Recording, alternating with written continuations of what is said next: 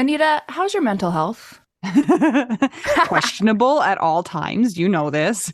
Yeah, how's the mental health of your children? Also a little bit tricky. Can I tell you my experience in trying to find therapists for myself and my kids, Mel? Yes, please. Okay, this is how it goes. You ask around your friends and your family for a referral for somebody who's nearby. You finally find somebody who sounds like they might work for your family. You give them a call and you find out that A, they're not accepting new patients, or B, they have a huge wait list. So you start over again and you ask people if they know anybody who would be a good therapist and a good fit. Finally, you find one, you go and you meet with them and you figure out that you don't actually like them that much. But it's been so much work to find somebody who you can go to in your area that you're kind of stuck with them. Well, do you have any ideas for how to get around this? I do, because guess what? I've actually had some therapists that I have found on my own, which involves what you're saying. Sometimes I remember one time I was like 3 hours in the bathtub on my phone looking through websites. I was such a prune at the end. But I have also had the experience with working with BetterHelp. And it was like, I don't want to say too good to be true, but because it is true, but it's like amazing because I was matched with my therapist within 24 hours. And you didn't have to go through all of that other ridiculous process of trying to find somebody. And here's the cool thing too, is if that person didn't work out for you, you can just switch and say, and it's not like you're committing to another years long search for somebody who you're going to jive with. It's true. And I lucked out, or maybe just BetterHelp is really good at matching people together because I never had to change my therapist. I loved her. Perfect fit for me. And I know that some of our friends have used BetterHelp and they've had to change therapists, and boom, same day, you can change. Easy peasy. You can ghost your therapist. Get a new one. I love this idea. BetterHelp is one of our sponsors. If you use our promo code trybetterhelp.com/WWDN, you get 10% off your first month. And we totally recommend it. Yes. Get some therapy. That's trybetterhelp.com/WWDN.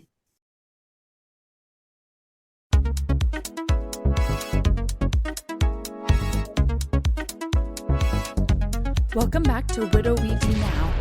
In our last episode, we left off with Anita rushing to the hospital after she got word that her husband Jason collapsed after a swim workout. A doctor had just sat her down and said, "I'm going to get straight to the point. Jason died tonight." Here's the rest of her story.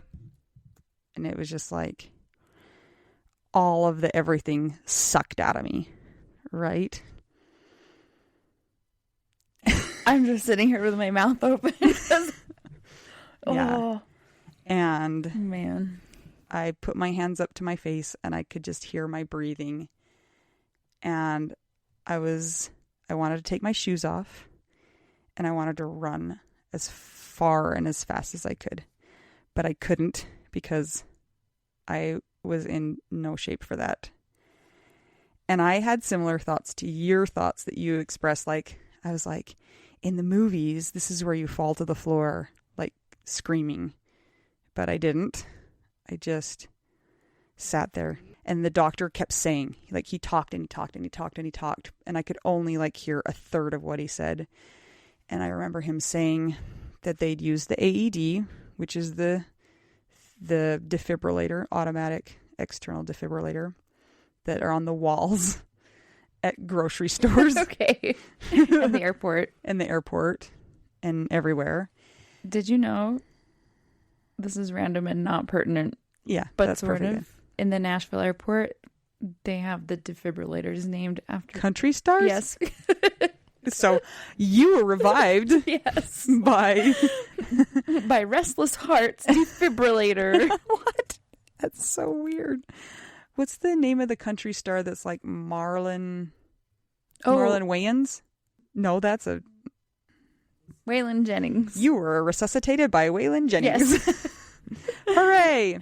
Anyway, so he said that they had used the AED, that every time they shocked him, it said he had a shockable rhythm, which gave me some information. And then he talked about a couple syndromes where really healthy people, just like marathon runners, die. Hypertrophic cardiomyopathy. No, that was not the one he said, but that is one. Okay.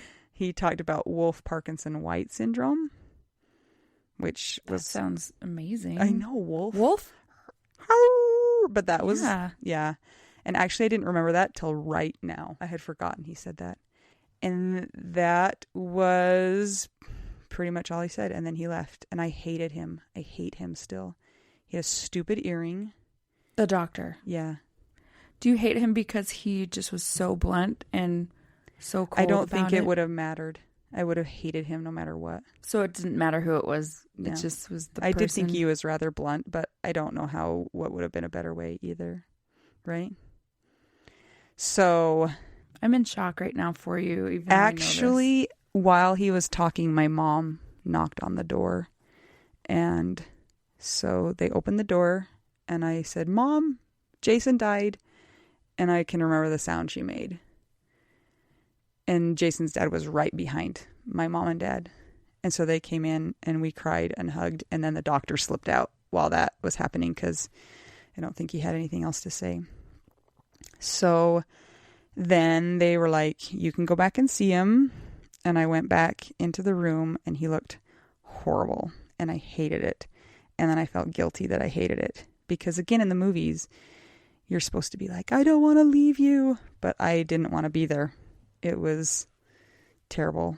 So I went back into the room and a couple other swimmers showed up. They didn't know. They knew he had gone to the hospital, but they didn't know the outcome. One of Jason's best friends from swimming showed up and gave me a hug, and the swim coach came, and some other people came, and then the police were like, we have to open an investigation, so we need to ask you some questions. And so it was a detective, and he was asking me about Jason's health history and, stuff like that to try and give the medical examiner any clues. And I knew what happened. As soon as the doctor talked to me, I knew exactly what had happened. What? I'll tell you in a minute. Okay. Because I have to first... The detective was like... And okay, back up just a second. So I'm a physical therapist and I have a doctorate in physical therapy. So... the detective, I know what's happened, comes in and he's like, "Well, there's something called a berry aneurysm. And this happens in young people and, they rupture and then you bleed to death." And he's like, "I'm not a doctor." And I looked at him and I said, "I am." And he was like, "Oh, so you know what a berry aneurysm is." And I wanted to say, "Shut the hell up." Wow. Yeah. And then we finished that and he gave me instructions on like calling the morgue or calling the medical examiner's office. Like just instructions on stuff that had to be done. And then I went home. My dad drove me home and my daughter came to the hospital and I didn't know what was the right thing to do about letting her see him or not. And there was like a chaplain there. And she said, "You should let her choose." So I let her choose and we were on our way back to the room and she said she didn't want to do it. And I'm so thankful because I think it would have been not good for her. And I did go back and see him one more time before the medical examiner took him. And he looked a lot better after they had like arranged him a little bit differently. And the first time I went in there, like I asked you this about Scott, but he was still warm. And then when I went back in there, he was cold. Vomit. Like, really, really hard. So that's such a hard part of death, touching the body that is cold. It was weird like that like when he was still warm, because I was like, "No, you're warm. You feel normal. You're fine. Yeah, wake up. Open your eyes." Except for no, I know he wasn't. You could tell.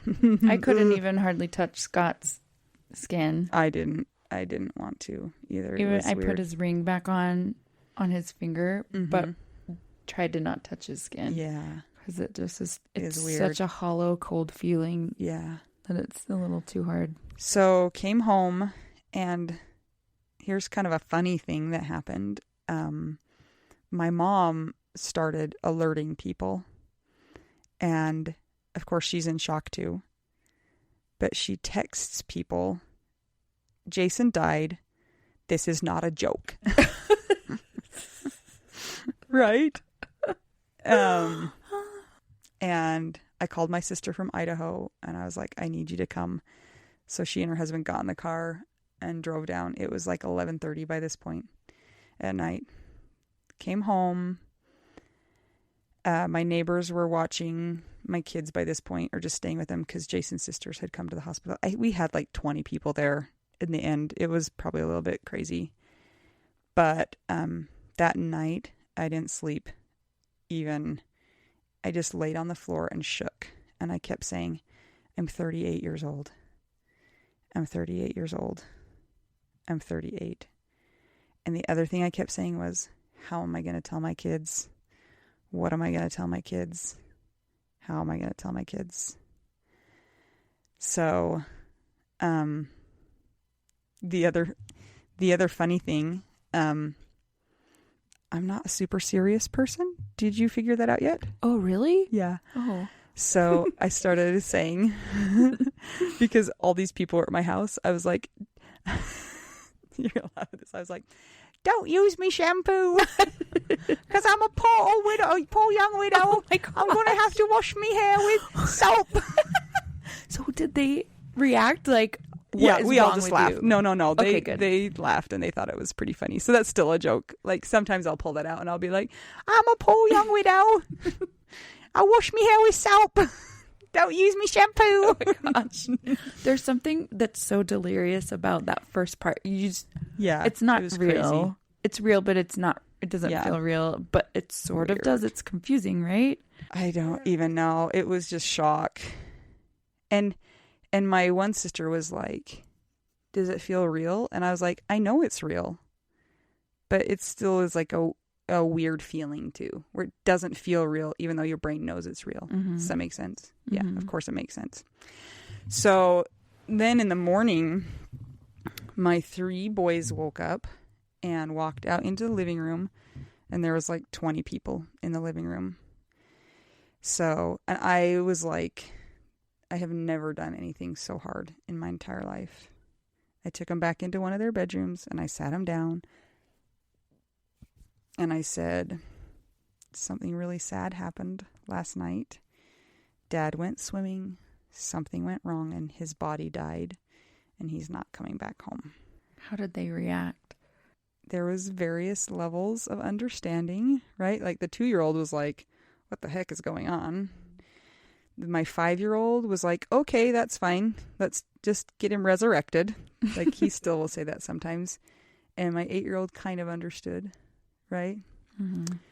So then just like your experience the next day, early in the morning, because since Scott died in the day, you could call people, but I waited until people would be awake. I mean, not like family, but friends and other people who needed to know.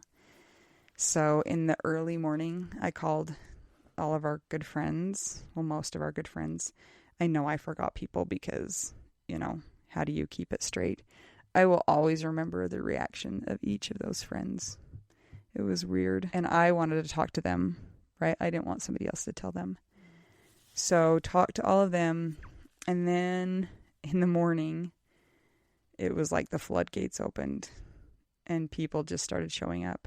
And one thing that I learned is that bread is the language of grief. People bring you bread. They sure do. A lot of bread. Did they bring you more bread than cookies? Well, yes. Really? I will put cookies in the bread category, though. Okay. Carbs. Mm-hmm, definitely. Because I had an entire corner that was just named the bread corner. Muffins. Bagels. Muffins, yep. Homemade loaves of bread. Rolls. Cinnamon rolls. I mean, just tons of bread. And I couldn't eat any of it. That part was terrible. hard because I'm like looking at stuff. I'm like, I would eat this, but I can't. Mm-hmm. And I had no palate for any of it. And just so many people came. and I like hugged every single one of them. And I imagined me like stealing some of their life force, right? Because I needed it. Mm-hmm. And it was really nice too. I really identified with what you were saying. Like the house was filled with light, and I still felt like Jason was nearby, right? And it was nice. And I was like, don't go.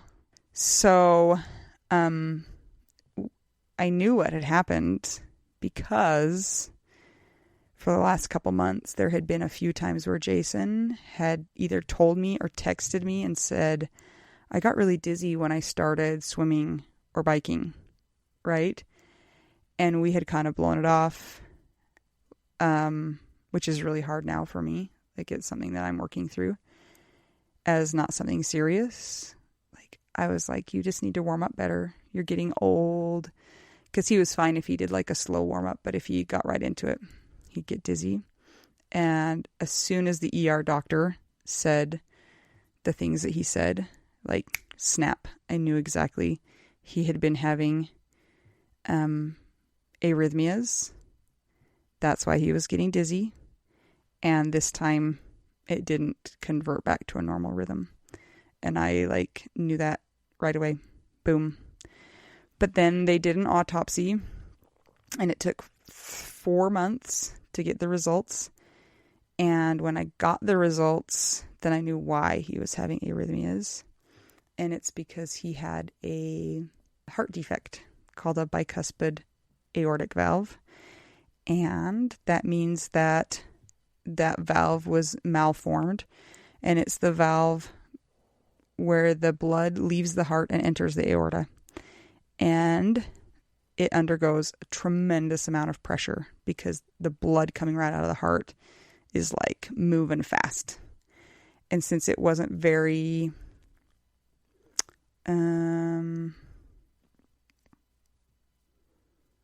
pliable, it wasn't flexible, it caused stenosis or narrowing of that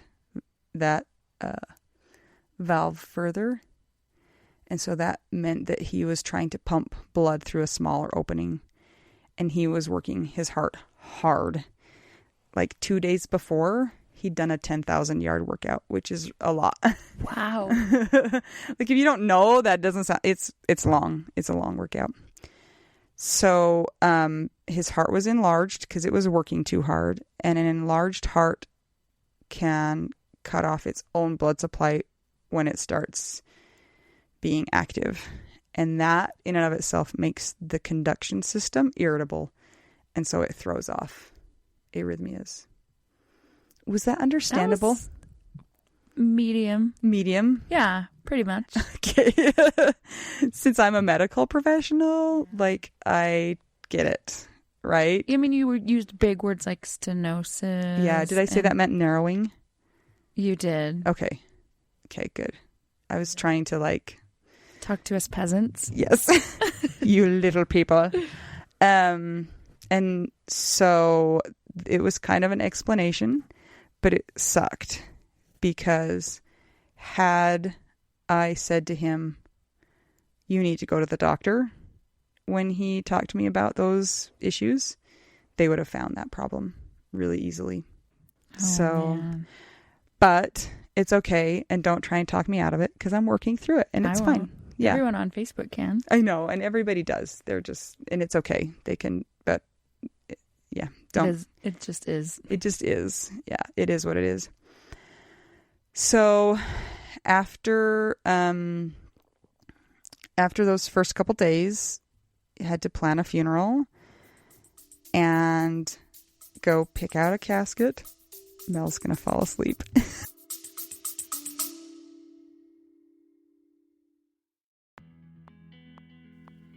Sometimes we assume that unless we had a huge life insurance payout, we don't really need to know anything about investments or even finances.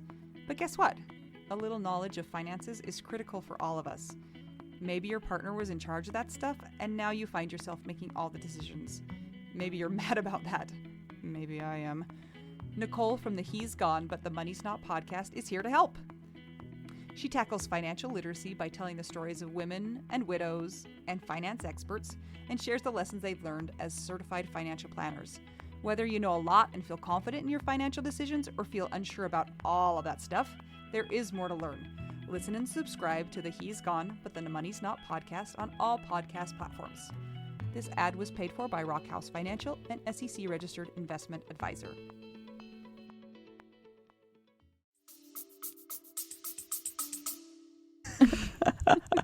Only because I'm a grandma. I'm boring her No. so much with words like stenosis.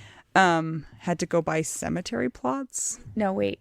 Which was your favorite figurine? I for sure liked the eagles. Mm-hmm. The eagles with the American flag? Yes. Yeah. But the deer, the fighting bucks, yes, were also very desirable. it's too bad we didn't know each other then and we could have gone shopping together Yes. at the mortuary. But Scott would have been super decomposed by then, Yeah. because that was a whole year and 2 months before. Ew. Oh. So here's a story about buying the casket. That was the hardest part for me, because not only did I feel like there was no good choices, I was also feeling like they were trying to rip me off. I was like, $8,000 for a box? And then you need a vault, And then you need a vault, which is more And thousands. a waterproof one. Yeah. Except for I don't know what kind of vault I got because my dad had an opinion about it. And so I was like, okay, whatever your opinion is, I agree. I had a hard time because I thought, if you're dead, do you care what your Yeah. casket looks like? Like, So I was like just in a panic because I didn't know what Jason would like. And I just saw all of the things and was like, he wouldn't like any of these. Maybe that purple one, but right. So then I was like, do you have anything else? And they had like a catalog. Ooh. So I started looking through the catalog, and Jason always wanted to get matte black wheels on a car. And so I felt like I was directed to a matte black casket. No way. That's kind of awesome. So I chose it, and then I was like, how much is this? Right? Like I chose it, and he was like, oh, it's in the really cheap line. Really? Yes, which was funny because usually it goes the opposite way.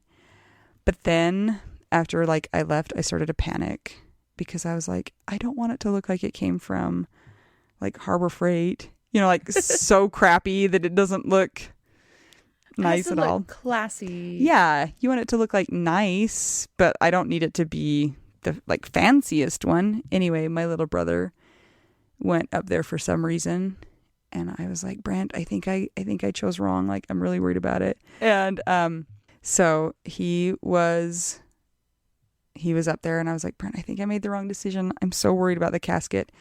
And he's like, I saw it. He's like, I don't know why, but it makes me think of a TIE fighter. And that was the perfect thing to say to me. For some reason, that like calmed me completely down. Like from Star Wars, a TIE fighter from Star Wars. I don't know why he would have said that and why that was the right thing for him to say. But I was like, okay, good. And it looked great. It was fine. It was definitely not the nicest of the caskets. It didn't have all the plush padding. I was talking to you about organ donors because when they're an organ donor, they call you. And there was 1 million people at my house, and I had to go into my bedroom, and they asked me 1,000 questions that were a little sensitive, especially because my person just died, right? Right. They want to know about their sexual history and their drug history and their tattoos. And I know it's all for a good reason, right? They need to know that so it's safe for the person who's getting their parts. But it was still a very difficult phone call to have to do. And I felt so bad for the kid. It's like, this would be the worst job on the planet. It's like an intern. I'm sure it's like a college kid, right? Like, call it this loved one who just lost somebody and ask them questions about their sexual history, right? Like, terrible. Anyway, so that happened.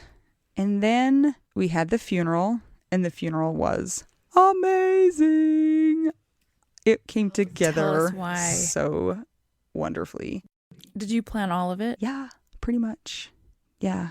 The speakers were great. I did not speak at it, like you did, but we sang some songs that were a little irreverent that people might be confused at.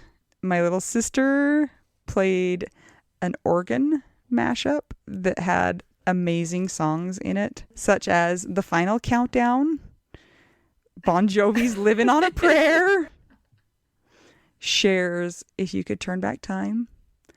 It also had the da-da-da-da-da-da charge song. And the spooky Count Dracula song, Toccata in Fugue. Yeah. Because whenever Jason would go to my little sister is a professional organist. Whenever he would go to her like concerts and performances, he would listen and then he'd be like, that was weird. Right? Because the only organ songs that he thought were organ songs were like the ones that you hear on like the Halloween, and then his junior high choir sang, and they were really good. I was nervous. Could they hold it together? They did a really, really good job. That's hard. Yeah. And then we buried him, and then I was like, I hate everything about my life. It was terrible. And then it began. Because now I have 4 kids to take care of by myself. And how am I going to do that? And yes, there's another part to this story, which makes it even more awesome, tragic. So a week after Jason's funeral, I got a phone call from the surgeon's office who took out my thyroid. And they said, hey, Anita, we need you to come back to our office and talk to the surgeon. And me, I'm a doctor, remember? I was like, well, I know what that means. It doesn't mean he just wants to chat with me because he likes me. And I had already gone to my post-op visit, which is a story unto itself, world's worst receptionist. That's all I'll have to say about that. Anyway, so I knew it wasn't just like a standard thing. So I go back to his office and he's like, so your pathology report came back and that nodule turns out is cancer. Boom! So you have thyroid cancer. So your husband just died and you found out you have cancer. Right. Nice. Thanks, universe. Thank you. I was talking to one of my patients, like I don't know how long after, like this old guy, super straight-laced. And they knew it had happened because I had stopped seeing them when this all went down. Like I just called my work and I was like, cancel all my patients. I don't know when I'll be back. And I'm the only one who does what I do at my work. So they were like, okay. Anyway, so when I came back, like everybody knew sort of what had happened. And so I'm talking about, and he goes, who the hell did you piss off? And I was like, I know, right? Anyway, I don't really feel like I'm being punished for anything, but it does feel like a bit much. Yeah. So that's an ongoing situation, but not necessarily in a terrible way. I'm treating it conservatively, like in a watch and wait mode, and really hoping that it's fine. So that's the long and the short of it. And then it's been 9 months plus a couple days. Jason died when we had been married for 19 years, 2 months, and 19 days. 65 days short of exactly half of my life being married to him. That's why I know the days. That's why I figured it out, because I was like, this is so close to being half of my life. And next week's my 20th anniversary. Hooray for me. Yeah. Everybody's like, what do you want to do? And I'm like, nothing. Go in my cave. Yeah, except for I can't. I have like 6 appointments that day. Okay, after you work, then go in your cave with bread. Yeah, and then I have to take my with the bread. The bread's all moldy by now. I had to throw away so much bread People are like, put it in your freezer. My freezer was full of bread and I still had tons of bread. Was it all sourdough? No. They got it all wrong. None. Actually, somebody did bring me sourdough and I could eat that after a few days. After 6 days. Because Yeah, smoothies for 6 days. And that is why I could fit into that dress for the viewing, is because I lost like 15 pounds or something like that. Looking good. I saw a picture of it today. I sent it to Mel, and then I also sent her some other really random pictures. After that, one of my son's forehead gashed open. That was a good gash. What happened? A good gash. I was gone when it happened, of course. He was with the neighbor, and he fell on a motorcycle trailer. Ow. And I think he just hit the metal edge, and it like popped his forehead open. Oh, man. That was crazy.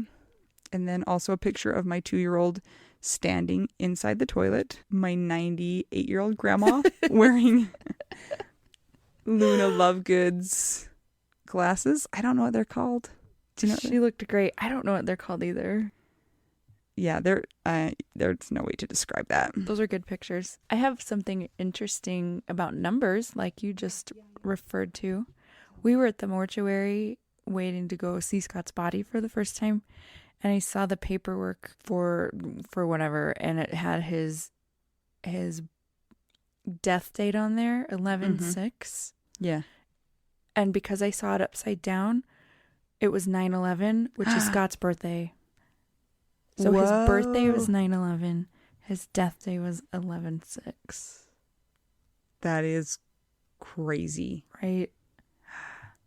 Yeah. He was not meant to be here past that date. Mm-mm. So many things happened. Crazy. Did you feel like, okay, I'm trying to figure out how to ask this. I'll just explain like how it was for me, and then you can figure out what I'm trying to say, because you're a doctor and then you can interpret. I only have a master's. I do not have a doctorate. Yeah. So Anita is definitely way above me. Even though I'm not a doctor of medicine. Well, you know. I could still tell that stupid detective I was. Oh my gosh, people say it's the dumbest crap, which we're going to get into sometime. Yes, we'll talk about that. It's going to be a great episode. So many, when Scott died, you know, you look back on their life and you look at stuff leading up to it. And for me and for his family too, we were like, this is almost like it was scripted. Yeah. The way that things fell into place timing wise with how the end part of his life went, and how just people that were in town that are never in town were in town. Yeah. For his funeral or some stuff in his show, in the Tale of Two Cities show he did, were really similar to kind of how things were playing out. So there was like a lot of coincidences, air quotes, that you don't think were coincidences. Yes. And so that helped me, I guess, reconcile, like, okay, this was the plan. This is the plan or whatever. And this is it. This is what happened, and don't fight it. So the short answer is no. Okay. I did not feel like that. Like, people kept saying, have there been things in your life that have prepared you for this moment? And I was like, no. And I, like, for Jason, the same thing. No. Wow. I don't really feel like there was any sort of foreboding or like coincidences. There were some things that were amazing that happened. Like, before he went swimming, he ran into his 2 good swimming buddies, and Jason was not serious, like, ever. And he turned to his friend and he said, Joe, I just want you to know I'm so sorry that I wasn't there for you more during your divorce. Just out of the blue. Whoa. And then went and got in the pool and died like 30 minutes later. Got in the pool and died. Yeah. Did I tell you what happened? I didn't even explain what happened at the pool. No, go. This is what I found out had happened. So I found out what had happened at the pool from my friend Blair, who was the coach, who I had called on the way to the hospital. She didn't tell me this then, but this is what I found out later. So he'd gotten in the pool and started warming up and had swam maybe 200 yards, which isn't that far, back and forth a few times. And he swam under the lane line and out of his lane and was just hanging onto the side of the pool. And Blair went over to him and said, "Are you okay?" And he said, "I'm feeling funny. I'm just going to take it easy." And so she left to go, help the other swimmers. And then he said to his lane mates, "I think I'm going to throw up." So we got up out of the pool, went into the locker room, and collapsed. And the lifeguards found him and did CPR. and the paramedics got there quickly, and then they took him to the hospital. But according to the doctor, they never got a heartbeat back. So they might have told that to Blair, and I don't know, I don't know the exact what happened, whether or not that's true or not. But that is what happened. And poor 16-year-old lifeguards. And it's been hard for Blair, right? Because they didn't even realize anything was wrong. He went into the bathroom and then they kind of forgot about him, because people do that all the time. Like, they're not feeling well. You don't know what's going on. She didn't realize anything was wrong until the swim workout was done and they went to go into the locker room. The guys in the locker room had been closed. And then somebody noticed his bag was still on the pool deck. And then it was like, you know how you have that like, oh my gosh. So she went in and asked what was happening. And they said they're working on a guy. They don't know who he is. And she was like, I know who it is. So she gave him the information, like his name, and they were able to pull up. That's how they got a hold of me, was they were able to pull up his pool, or his pool membership. And it has like emergency contact information on there. So that's how they connected the dots and got him up there. And fun to go to the hospital wearing a Speedo. Right? Yeah, no ID on you. Oof. Yum, huh? What a crappy story. Yeah. I mean, it was a good story. You did a great job. But stupid. Sucks. Yeah. So all my kids have been tested for that heart defect, though, and none of them have it. And so I'm super happy about that, because that would be really hard. Yeah. Yeah. Can I tell you a funny story? Yes. I was talking to my neighbor today, and she came over and she was laughing about something. And I was telling her about this bike trip that I just went on. I just went mountain biking in Moab for like 4 days, and I left my kids, and it was the best. Oh my gosh, I loved it so much. Anyway, I was telling her that my nose is sunburned and it's peeling. And she was like, Anita, were you wearing sunscreen? And I was like, I hate sunscreen on my face. Like regular sunscreen, I have special face sunscreen, and I forgot it. And she goes, Anita, you're going to get cancer, right? And then she like pulled this face and started laughing. And I was like, what's so funny? And she's like, I can't believe I just said that to you. And I was like, why? And she's like, you have cancer. And I was like, oh yeah. You're like, oh yeah. Oh yeah, I forgot about that. She was mortified, and I just thought it was pretty funny, because I didn't even realize that's... Anyway, that was my funny story of the day. That was a good one. Yeah. That's all I got. Okay. Do you got anything? Does it have to be funny? No. I also have nothing, because my brain doesn't work. I'm so glad that you were the one talking today. Yeah. Mel's story would have been terrible. Did I forget anything important? I don't think so. You're like, I don't even know. I mean, the big points. Oh. About the heart attacks thing? Yes. So in layman's terms, a heart attack covers what happened to Jason. Really? Yes. Because his heart stopped working.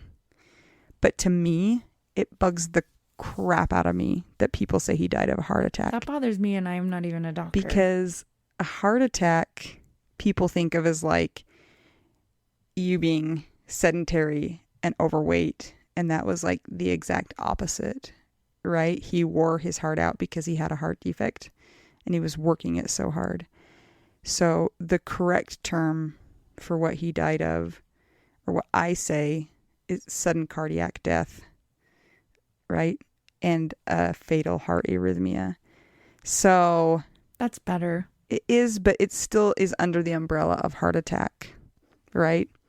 But like my kids, they're always like, my dad died of a heart attack. And I'm like, no, he didn't. Like, he died of sudden cardiac death. And they're like, okay, but it's easier to say heart attack. And I'm like, yes, but it bothers me.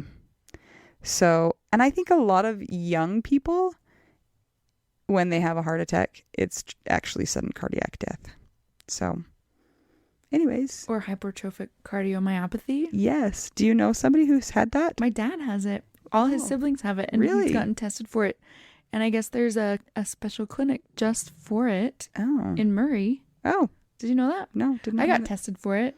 And I'm fine. Oh, yay. Yeah. You got no excuse not Nope. to run You lazy pants. Just well, kidding. my lungs are so bad. It makes me tired. It's actually, well, do you remember when I tried to sort of jog? Yes, and you got a terrible migraine after, and didn't now you? I have spinal issues, so Yeah. I'm going to have to get that fixed. You went to the... Oh, did you try and make an appointment? Yeah. Okay. I was going to ask about that. So I think that your terminology for your spine issues is you have foraminal stenosis.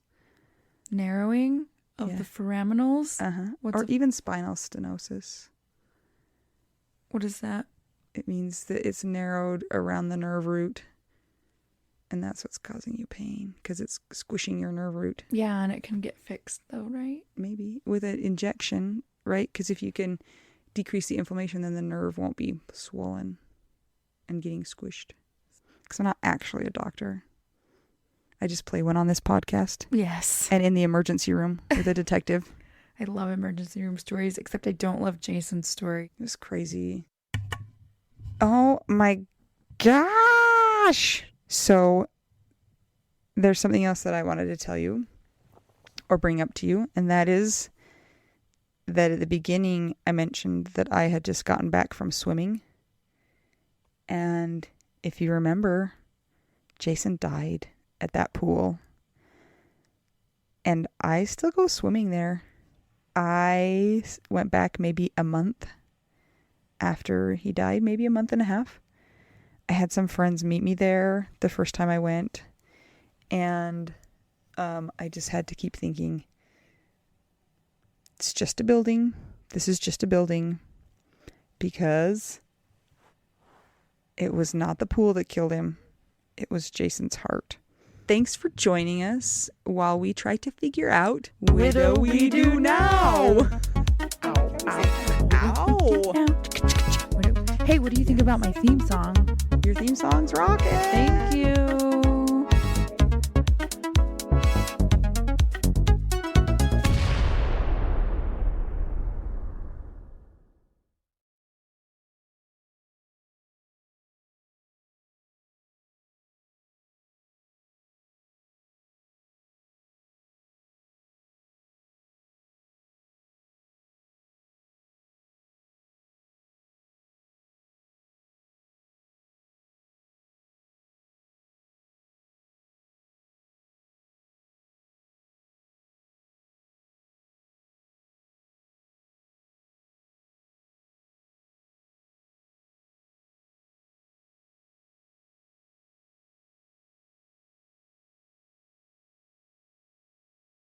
This is my favorite thing to discuss with you.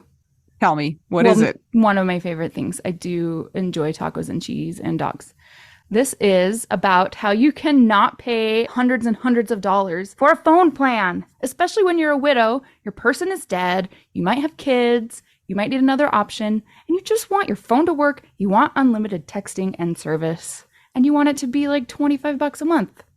It blows my mind that they have plans that start at $15 a month. That is so cheap. And the cool thing is it uses other 5G networks, and so you don't have to pay extra for that, and you still get great service. Yep, Anita and I have traveled all over, and I have used my phone. So I highly recommend it, and my mom's even on it. When my dad died, we put his phone down to the cheapest plan, which is $15 a month. And I think my mom's on the $20 a month plan, and it's so worth it. It's so much cheaper than what we were all paying before. So I highly recommend it if you're on a budget or not. Who cares? Ryan Reynolds is in charge of the company, and they send you free stickers with Ryan Reynolds temporary tattoos. It's kind of the best. So if somebody wants to sign up, what can they do, Anita? Go to trymintmobile.com/WWDN. Seriously, you guys. Such a great idea. Save yourself some money. And if you're worried about losing data or having any changes with your phone, not going to happen. They walk you through it. Everything's fine. It's the easiest process of all time. Again, that's trymintmobile.com/WWDN.